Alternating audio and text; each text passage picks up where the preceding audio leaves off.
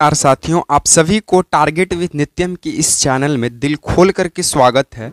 जैसे मैं आपको लगातार पता चल रहा है कि टारगेट विद नित्यम चैनल से जीके जीएस का सीरीज दिया जाता है जो सभी परीक्षाओं के लिए महत्वपूर्ण है, खासकर बीपीएससी शिक्षक भर्ती, बिहार पुलिस, बिहार दरोगा, बिहार एसएससी, रेलवे एग्जाम के लिए। ठीक है, तो आज की इस सीरीज में हम one liner previous year questions paper लेकर आए हैं जो आपसे लगातार एग्जाम में देखने को मिलता है और ये प्रीवियस ईयर का सवाल है। ठीक है, पहले ये लिखा हुआ है वन ईयर क्वेश्चंस और ये आपको आगामी परीक्षा में देखने को भी मिलेगा, क्योंकि किसी भी एग्जाम को क्रैक करने के लिए उसका PYQ जो है वो एक बहुत ही बड़ा रोल अदा करता है। ठीक है, तो हमारे चैनल से जो भी आपको जीके जीएस के सीरीज दिए जाते हैं वे सभी PYQs पर ही आधारित होते हैं। ठीक है, तो चलिए आपकी ज़्यादा समय की बर्बादी नहीं करेंगे। अगर आप पहली बार चैनल पे विजिट किए हैं तो चैनल को सब्सक्राइब कर दीजिएगा, वीडियो को लाइक कर दीजिएगा और वीडियो में कमेंट करना मत भूलिएगा कि ये वीडियो आपको कैसा लगा।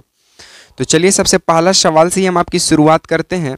सबसे पहला सवाल ही आपको स्क्रीन पे पहले से ही नज़र आ रहा है क्या कि तुरंत ऊर्जा के लिए खिलाड़ी को क्या दिया जाता है। यानी तुरंत ऊर्जा के लिए खिलाड़ी जो है एथलीट होते हैं वो क्या लेते हैं, तो वो कार्बोहाइड्रेट लेते हैं तुरंत एनर्जी के लिए। कार्बोहाइड्रेट जो है ये कार्बोहाइड्रेट क्या करता है, ग्लूकोज देता है एज अ ग्लूकोज। ठीक है, ग्लूकोज। ठीक है, ग्लूकोज का रासायनिक सूत्र क्या होता है, तो ग्लूकोज का रासायनिक सूत्र होता है C6H12O6। ठीक है, ये होता है ग्लूकोज। ठीक है, ग्लूकोज कहिए या कार्बोहाइड्रेट कहिए। ठीक है, तो तुरंत ऊर्जा के लिए खिलाड़ी को कार्बोहाइड्रेट या ग्लूकोज दिया जाता है जिसका रासायनिक सूत्र C6H12O6 होता है। ठीक है, कार्बोहाइड्रेट का मुख्य स्रोत कौन क्या क्या है, तो कार्बोहाइड्रेट का मुख्य स्रोत आलू हो गया, फल हो गया, शक्करा हो गया। शक्करा समझते हैं ना, चीनी। ठीक है, तो आपसे एक और सवाल है, चीनी का रासायनिक सूत्र क्या होता है। चीनी का रासायनिक सूत्र, तो चीनी का रासायनिक सूत्र होता है C12H22O11। ठीक है, ये चीनी का रासायनिक सूत्र होता है C12H22O11। कार्बोहाइड्रेट आलू हो गया, फल हो गया, शक्करा हो गया। ठीक है, बाकी तुरंत एनर्जी के लिए ग्लूकोज हम लोग लेते हैं C6H12O6 होता है। तो पहला सवाल से आप इतना चीज़ों को ध्यान में रखिए और नोट कीजिए। चलिए नेक्स्ट सवाल आपसे क्या कहता है कि कौन सा विटामिन जल में घुलनशील है। सबसे पहले ये जो विटामिन शब्द है इसको देने का काम किया था फंक नामक वैज्ञानिक। ठीक है, तो विटामिन शब्द को दिया फंक नामक वैज्ञानिक। कब देता है, 1912 में जो है फंक नामक वैज्ञानिक जो है विटामिन शब्द को देता है। विटामिन जो है वो दो प्रकार के होते हैं। विटामिन जो है वो दो प्रकार के होते हैं, एक जल में घुलनशील और दूसरा वसा में घुलनशील। तो जल में घुलनशील दो ही विटामिन है, B एंड C, और वसा में घुलनशील विटामिन जो है वो ADEK है। ठीक है, ये वसा में घुलनशील विटामिन है। ठीक है, अब ये वसा में घुलनशील है तो ये जमा होते हैं यकृत में। ये स्टोर कहाँ रहते हैं, यानी ये जमा कहाँ होते हैं, तो ये जमा रहते हैं विटामिन यकृत में। ठीक है, तो वही आपसे पूछ रहा था कि कौन सा विटामिन जल में घुलनशील है, तो आपको डिस्कशन से ही पता चल गया होगा B एंड C जो है वो क्या है, जल में घुलनशील है। बाकी B का रासायनिक B1 को जो है क्या बोला जाता है, थाइमीन बोला जाता है, थाइमीन। ठीक है, और C को अस्कर्बिक एसिड कहा जाता है, रासायनिक नाम है। ठीक है, चलिए तो नेक्स्ट सवाल की हम लोग आगे बढ़ते हैं। नेक्स्ट सवाल आपसे क्या कहता है कि किस गैस को छोड़कर सभी अन्य अक्रिय गैस वायुमंडल में है। आपको बता दें जो अक्रिय गैस है, कहाँ गया अक्रिय गैस, ये जो अक्रिय गैस है ये ग्रुप यानी समूह 18 को कहते हैं और आवर्त में 7 नंबर को कहते हैं। तो अक्रिय गैस समूह में 18 को, आवर्त में 7वां नंबर को जो है तत्व को अक्रिय गैस, निष्क्रिय gas, zero gas, noble gas के भी नाम से जानते हैं। ये ग्रुप 18 के अंतर्गत आता है, आवर्त में 7वां नंबर पे आता है। इसमें आपको कौन कौन से देखने को मिलेंगे, तो helium, neon, argon, krypton, xenon और रेडॉन, आरएन, ये देखने को मिलेगा। एक सी क्या है, तो जीनोन है, जीनोन, और आरएन क्या है, रेडॉन है, रेडॉन।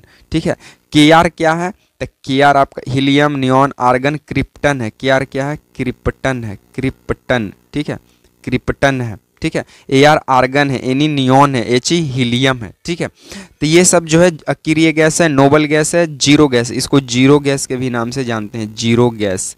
इसी को हम लोग निष्क्रिय गैस के भी नाम से जानते हैं, निष्क्रिय गैस, ठीक है। तो ये सब ग्रुप 18 के अंतर्गत आता है। Helium, neon, argon, krypton, xenon, radon, 1 2 3 4 5 6 है टोटल, ठीक है। तो इस बात को आप ध्यान रखिए। जिसमें अक्रिय गैसों में जो वायुमंडल में छोड़कर है वो है किस गैस को छोड़कर? सभी अन्य अक्रिय गैस वायुमंडल में है, तो रेडॉन को छोड़कर। चलिए हम लोग नेक्स्ट सवालों की ओर हम लोग आगे बढ़ते हैं। नेक्स्ट सवाल आपसे क्या कहता है कि अकबर ने मजहर की घोषणा कब की थी? देखिए मजहर है क्या?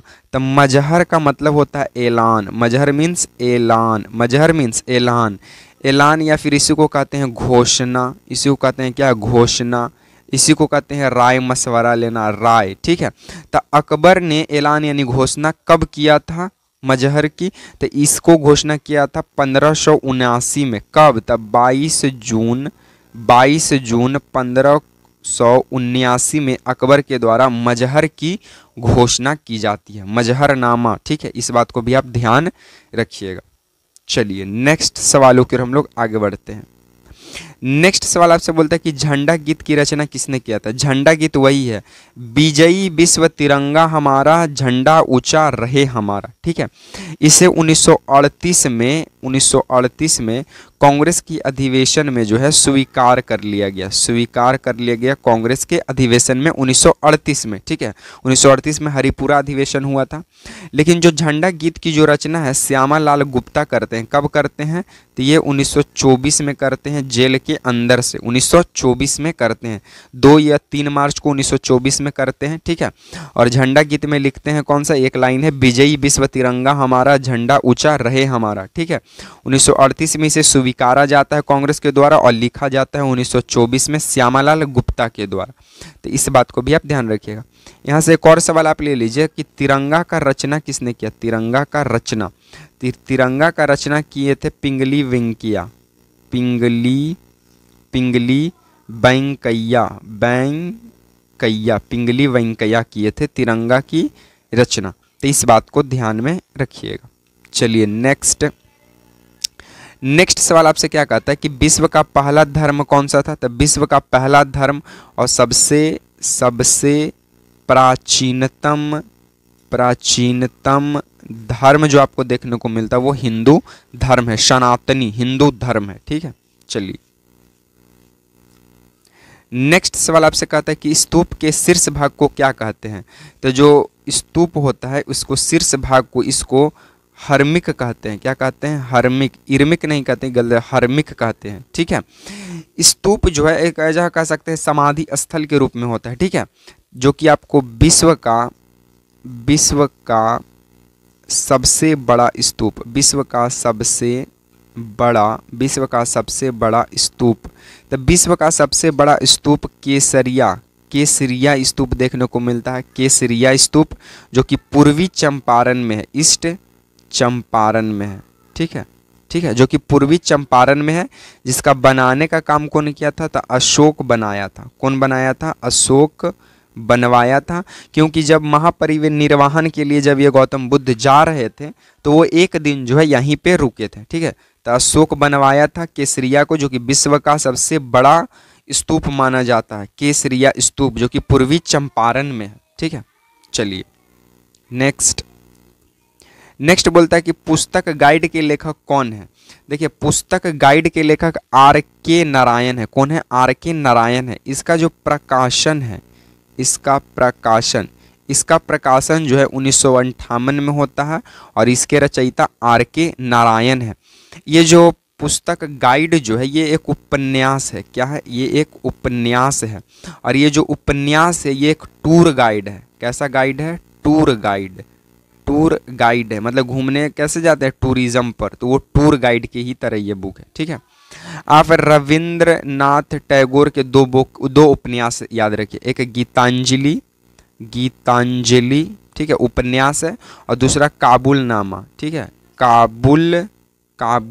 काबुली वाला, ठीक है, काबुलनामा नहीं, काबुली वाला और गीतांजलि जो है रविंद्रनाथ टैगोर के द्वारा लिखा गया उपन्यास है। चलिए नेक्स्ट सवालों की ओर हम लोग आगे बढ़ते हैं। नेक्स्ट सवाल आपसे कहता है कि गुलाबी क्रांति का संबंध किससे है। तो गुलाबी क्रांति के जो जनक हैं पहले वो जानिए। गुलाबी क्रांति के जनक हैं दुर्गेश पटेल। कौन है? दुर्गेश पटेल है। ठीक है, गुलाबी क्रांति के जनक। गुलाबी क्रांति असल में प्याज से संबंधित है। किससे संबंधित है? प्याज से, झींगा से, प्याज से, झींगा से, मांस से, मुर्गी से। ठीक है, इस सबसे संबंधित कौन है? गुलाबी क्रांति है। ठीक है, तो गुलाबी क्रांति के जनक दुर्गेश पटेल हैं। गुलाबी क्रांति प्याज से, झींगा से, मांस से, मुर्गी से संबंधित है, खासकर झींगा उत्पादन। तो इस बात को ध्यान रखिएगा। चलिए, काली क्रांति किससे संबंधित है? इसका आंसर आप लोग कमेंट बॉक्स में कमेंट कीजिएगा। देखिए नेक्स्ट सवाल आपसे कहता है कि बिहार विभूति के रूप में किसे जाना जाता है। तो बिहार विभूति के रूप में डॉक्टर अनुग्रह नारायण को जाना जाता है। ठीक है, आपसे एक और सवाल पूछेगा कि बिहार केसरी के नाम से किसे जाना जाता है। तो बिहार केसरी के नाम से श्री कृष्ण को जाना जाता है। श्री कृष्ण को जाना जाता है, और ये श्री कृष्ण वही है जो बिहार के पहले सीएम बनते हैं। बिहार के पहले सीएम बनते हैं श्री कृष्ण, जिन्होंने जमींदारी व्यवस्था को क्या कर दिया? समाप्त कर दिया था। ठीक है, ये वही श्री कृष्ण है जिन्होंने जमींदारी व्यवस्था को समाप्त किया। बिहार के केसरी के नाम से जाना गया, जो कि बिहार के पहले सीएम हुए। ठीक है, और इन्होंने ही देवघर में दलितों को जाने का जो है वो क्या किया? ऐलान किया। ठीक है, और बिहार विभूति के रूप में डॉक्टर अनुग्रह नारायण को जाना जाता है। और बिहार के पहले गवर्नर कौन थे? तो बिहार के पहले गवर्नर थे जयराम दास दौलत राम थे, जो कि उनके प्रिय नेता हुआ करते थे, डॉक्टर अनुग्रह नारायण। तो ये तमाम जानकारी आपको यहाँ से ध्यान में रखना पड़ेगा। ठीक है, तो चलिए, तो आज को हम सीरीज को यहीं पे समाप्त करेंगे। बाकी वीडियो को देखने के लिए थैंक्स फॉर वाचिंग। वीडियो पसंद आया तो वीडियो को लाइक कर दीजिए, वीडियो को शेयर कर दीजिए, एंड चैनल को सब्सक्राइब करना मत भूलिएगा। इसी तरह के सीरीज के साथ आपसे मिलेंगे नेक्स्ट वीडियो में। तब तक के लिए आप तमाम साथियों को देखने के लिए जय हिंद, वंदे मातरम।